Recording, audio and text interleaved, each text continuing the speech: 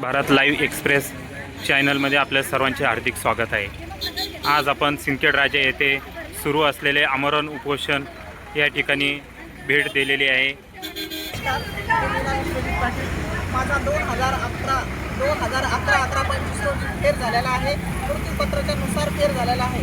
आतापर्यंत मंडळ अधिकाऱ्यांनी तो मंजूर केलेला नाही आहे।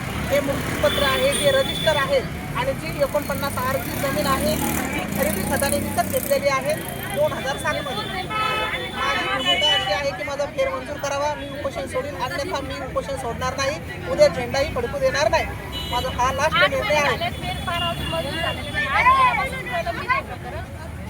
8 महिन्यापासून झोपले होते का मग? मंडळ अधिकारी कोण आहे? सुनील टेकाळे। त्यांचं म्हणणं काय आहे? फक्त मदत करतो पण आतापर्यंत कोणताही त्यांनी आदेश दिलेला नाही आहे। फक्त आश्वासन देतात कोणताही।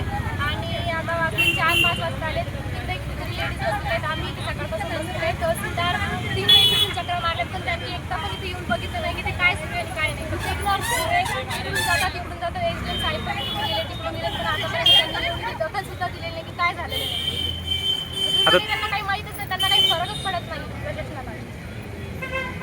पोलीस प्रशासन फक्त आमच्या जोडीला आहे, कारण तिथे वेगळे सरपंच ठाणेदार जे आहेत त्यांनी पण भेट दिली। त्यांची लेडीज पण माझ्यासोबत आहे, त्यांचे जेंट्स पण येऊन गेले। त्यांचं फुल प्रोटेक्शन आहे आम्हाला, बाकी कोणाचंच नाही।